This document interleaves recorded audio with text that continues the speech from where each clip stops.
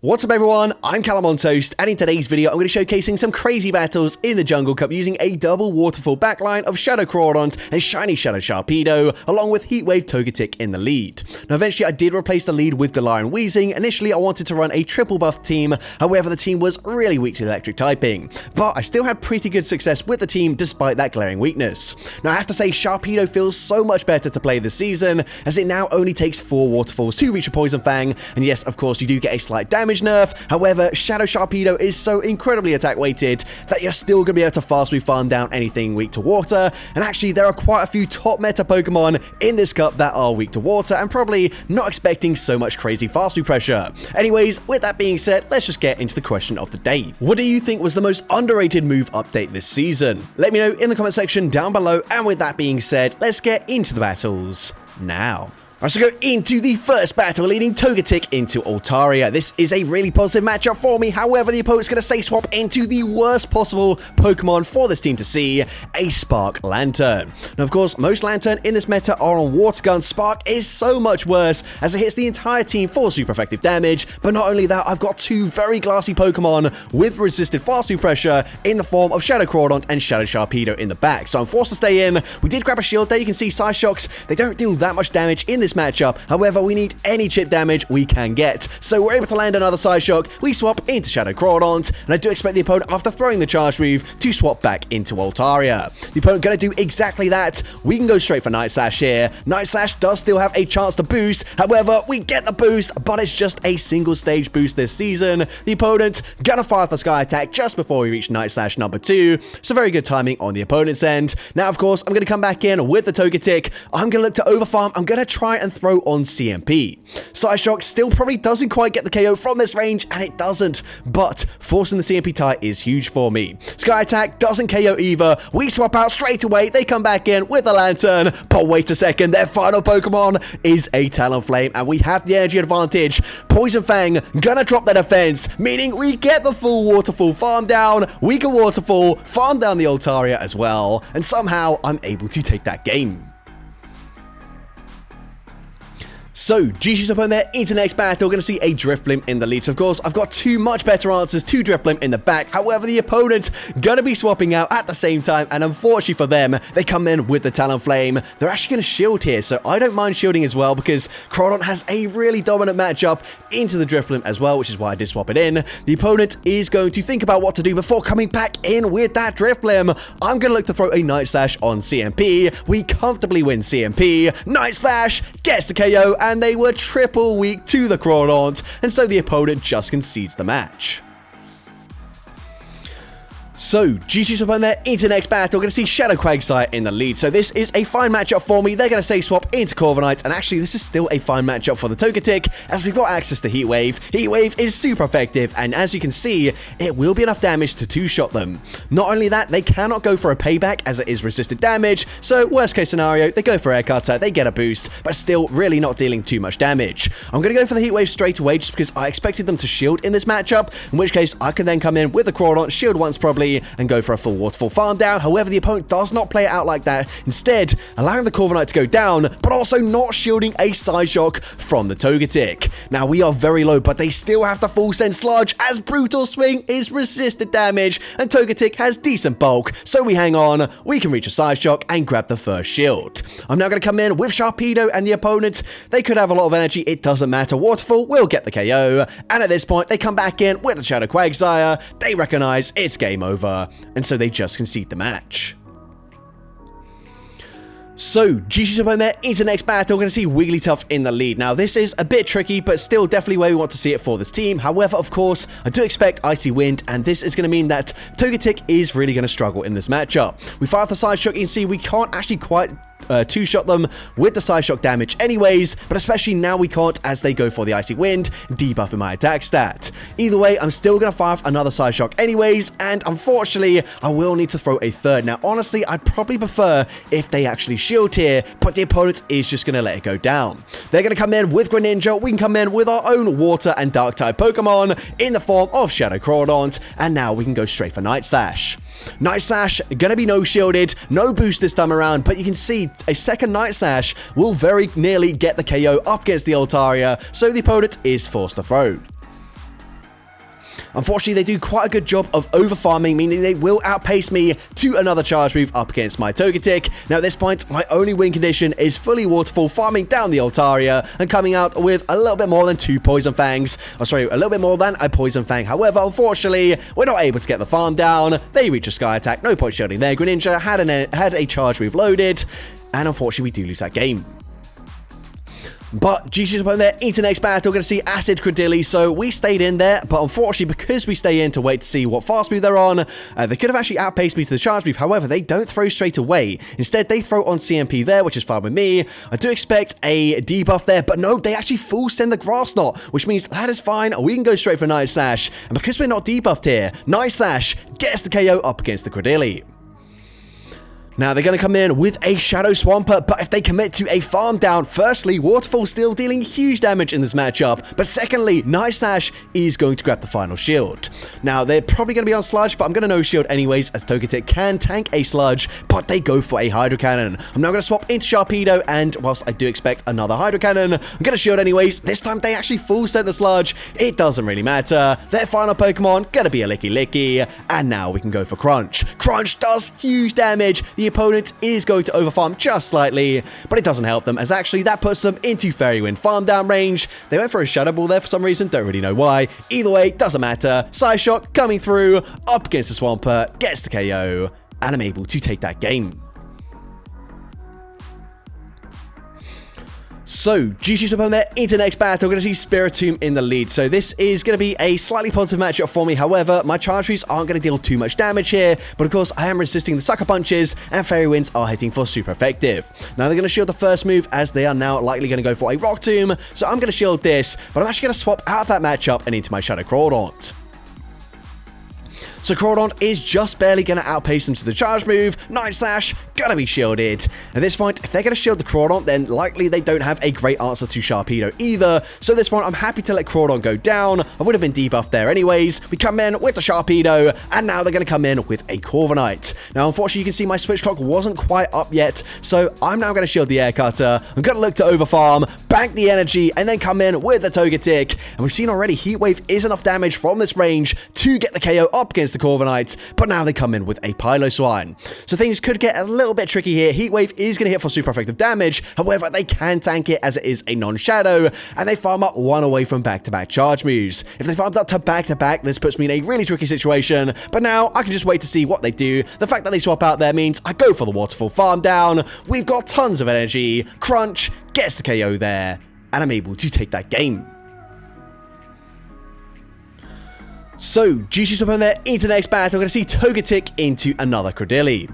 So last time we saw Acid, this time I'm going to swap out straight away, but it's actually going to be Bullet Seed. So even though we do swap out immediately, they still outpace me to the charge move. And actually, if I just stayed in, went for one Fairy Wind first, I would have got the same amount of fast moves through regardless. So obviously didn't know the fast move before then, so you kind of just, it's a bit luck really. But either way, we go for Scald, we throw on CMP, Body Slam gets the KO, but we put them into range where I can just Fairy Wind farm them down. Unfortunately, they will reach a departing Body Slam. Not going to deal too much damage there, so it's not a big issue. But either way, they come back in with Cradilly. And of course, since they're on Bullet Seed, they have no fast move pressure whatsoever.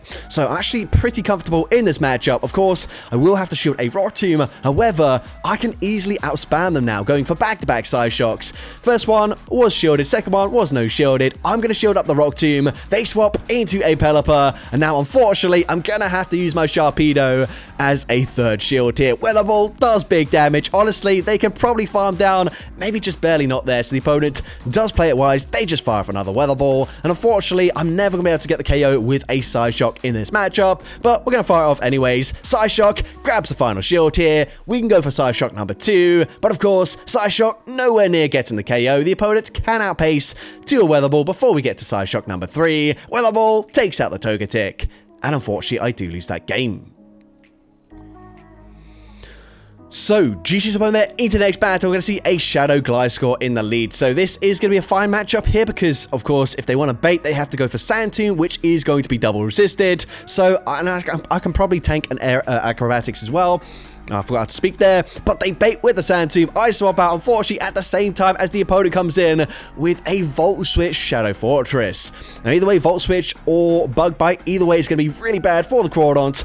But, of course, Volt Switch is also going to be very good into my Togetic, so that puts me at a huge disadvantage. I'm going to shield the first Charge Move here. Don't expect them to bait with a Sand Tomb this time, and they do go and full send a Rock Tomb. However, I unfortunately miscounted, so I shield here. It's just a Sand Tomb bait, so definitely shouldn't have shielded there, but either way, they're going to swap back into Gliscor. Side Shock does decent damage, but I can snipe with my Sharpedo. They come back in with the Fortress. I'm not throwing a charge move, neither is the opponent, and actually, they've got a Shadow Garchomp in the back. This is honestly the only thing I could possibly see where Togetic still has play. We've got the final shield. We can go for another Side Shock, of course, not running Dazzling Gleam. Side Shock doesn't get the KO, but they probably only have double resisted hits to throw. They go for Twister. It doesn't KO. We can get the Fairy Wind farm down, and I'm able to take that game.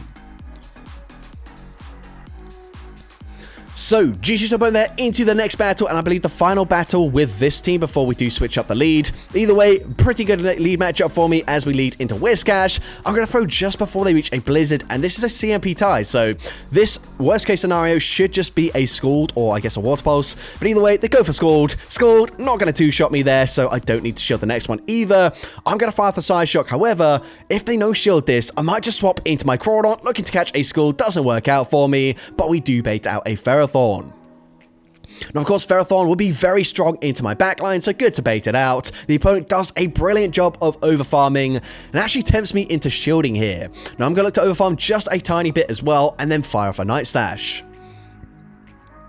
Night Slash going to be shielded. The opponent maybe could have committed to a farm down. It looks like Bullet Seed might have just barely not got the KO there. So either way, they play it safe. I'm going to come back in with the Togetic, and I can just settle for a Side Shock from this range. Resisted damage, it still KOs. They come back in with the Whiscash, and I'm just going to no-shield. Unfortunately, it's a Blizzard. It gets the one-shot. They're going to come in with Altaria, and I feel like my only win condition is baiting with a Poison Fang, having it shielded, and reaching a Crunch. However, even that is quite ambitious, because you can see I'm not going to reach a Crunch anyway, so I had to go for back-to-back Poison Fangs here. Poison Fang grabs the final shield. They can just Dragon Breath farm me down, and unfortunately I do lose that game. But GG's opponent there into the next battle. I'm going to lead with Shadow Galarian Weezing this time around. We're going to be safe swapping into Crawdaunt, and the opponent comes in with a Drapion. Now, I resist the typical charge moves, however, Aqua Tail still does big damage, and it will allow them to just fully Poison Sting farm me down. If I baited with a Night Slash here, maybe could have got to another charge move. It would have been down to damage registration error, so I would prefer to just fire off the Scald there and guarantee a shield or the KO. We're now going to come back in with Galarian Weezing, and I can look to overfarm just slightly, fire off the Brutal Swing on CMP, winning CMP, and then swapping into Sharpedo. But the opponent's going to swap into a Shadow Mamoswine, getting completely deleted by the waterfall damage, and that should be game over. The opponent, of course, well, I've still got two shields here. I use my first. We can go straight for Poison Fang. This is resisted damage, but it doesn't matter. It takes out the Shadow Swampert, and I'm able to take that game. So, GG's opponent there into the next battle. We're going to see Shadow Twilight in the lead. You can't ask for a much better lead matchup than that. The opponent actually staying in initially before swapping into Fortress. Now, of course, I don't have access to Overheat, but I do farm up to it. And Brutal Swing, unfortunately, is not going to be shielded. But we can reach a second Brutal Swing straight away. Again, not shielded, so I just swap into my Shadow Crawdaunt, realizing Sand Tomb's going to deal decent damage here. And I probably won't reach a charge move into Swirless, but it doesn't really matter as long as I still have both my shields in play and I maintain alignment. I'm looking to be in a good position. Now, of course, our switch clocks are massively misaligned. The opponent able to swap out already and come in with a Talonflame. However, still not an issue for me as we can now swap into Sharpedo. Waterfall's dealing huge damage. The opponent opted just not to throw a charge move at all. I'm not really sure about that play, but either way, doesn't really matter. We can go for Poison Fang. Poison Fang grabs a shield, and I actually don't need to shield here at all. Body Slam takes out the Sharpedo, but these Fairy Winds dealing so much damage here. I can just safely shield up the next Body Slam, commit to a full Fairy Wind farm down, and I'm able to take that game. So, GG's to there. Into next battle, we're going to see a Shadow Pylo Swine in the lead. So, tricky matchup for the Weezing, but we will be swapping into Crawdaunt, and the opponent doesn't have a great answer as they come in with a Water Gun Quagsire. Now, I'm actually full sending Scald. Scald, gotta be shielded there, and it also does not drop their attack stat. You could argue I should have just gone straight Night Slash, as I would have reached a second Night Slash already, but either way, I'm actually fine with that. We're now going to come back in with the Weezing. I'm going to go for the Brutal Swing straight away. However, the opponent is going to barely outpace me to the Aquatail. So at this point, we're actually just going to swap into Sharpedo. We've already seen they didn't have a good answer to the Crawdaunt, so they also don't have a good answer to Sharpedo. Crunch does huge damage. We get the Waterfall farm down, and that should be game over. The opponent going to come back in with the Pylo Swine. They get fully Waterfall farm down. We Waterfall farm down the Shadow Quagsire as well, and I'm able to take that game.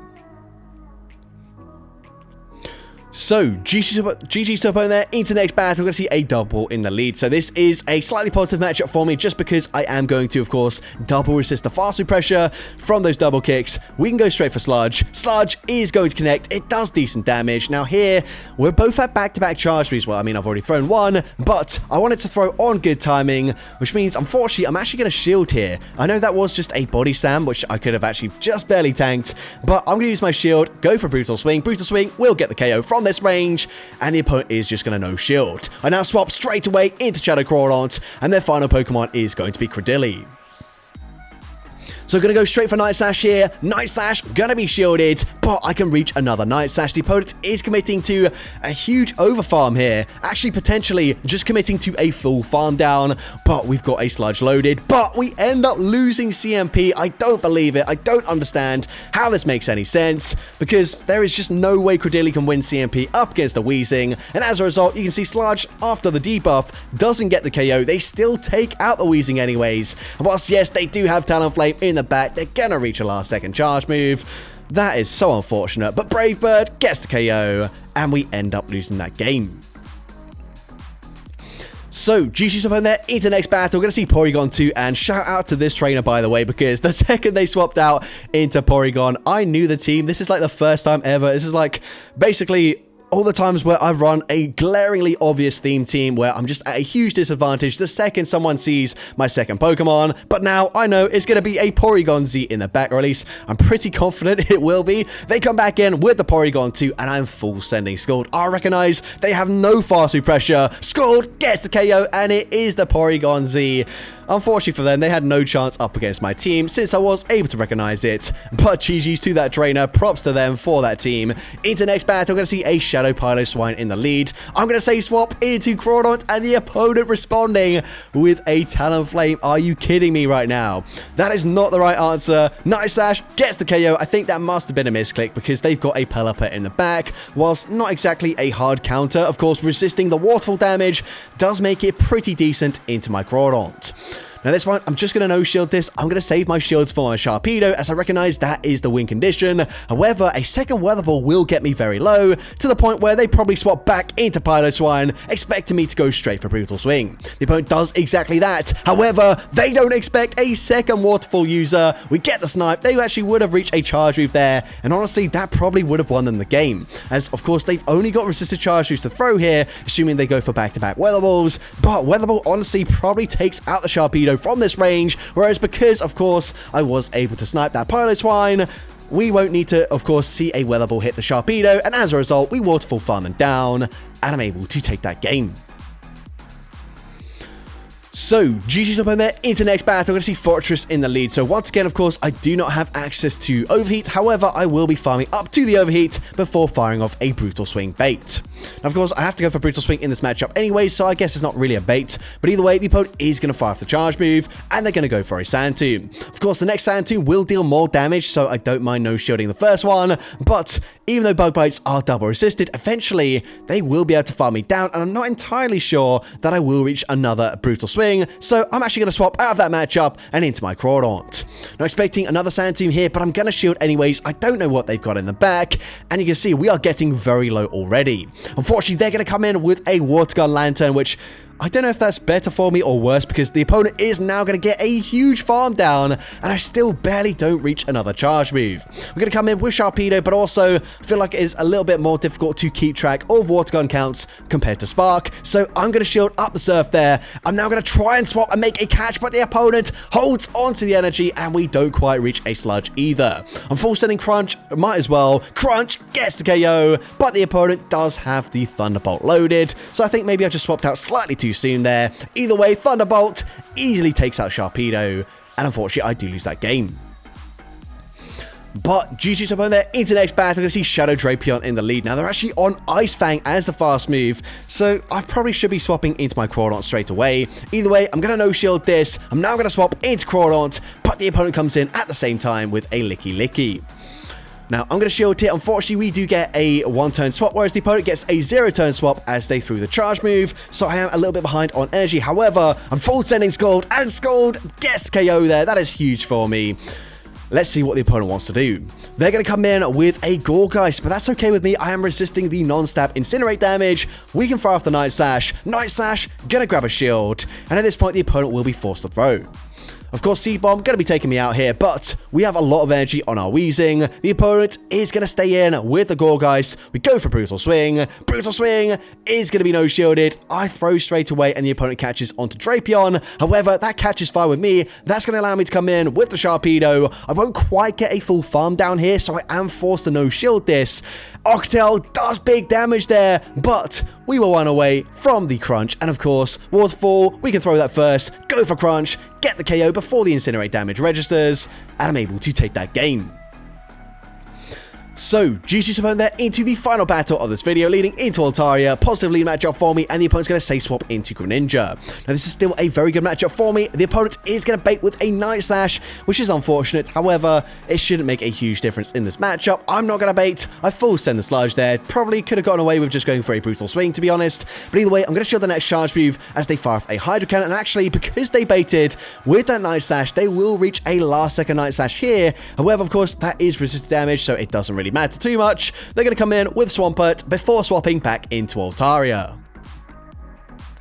Now, I'm going to go for Night Slash. Night Slash, going to be no-shielded. Again, getting the attack boost. Crawdaunt actually got quite a few attack boosts here, although most of the time not able to take advantage. This time, however, they no-shield. These Waterfalls absolutely shredding through the Swampert, and that should be game over. Hydro Cannon gets the KO. I can just come in with my Sharpedo, force them to throw, or actually, you know what? The opponent doesn't throw anyways, and I'm able to take that game. So that's going to be it for today's video. If you did enjoy it, please make sure you leave a like, leave a comment letting me know, and as well, don't forget to respond to the question of the day if you haven't done so already. And if you want to see more content like this in the future, make sure you hit that subscribe button and turn on post notifications. That way you'll be notified whenever I upload a new video. Now, if you want to take your support to the next level, you can become a channel member with perks including early access to new videos, shoutouts at the end of each video, custom loyalty badges, and custom emojis to use in the comments of every video. I want to say a massive thank you to everyone that has become a channel member already. Your support is greatly appreciated. And with that being said, thank you so much for watching today's video, and I hope you have a great rest of your day.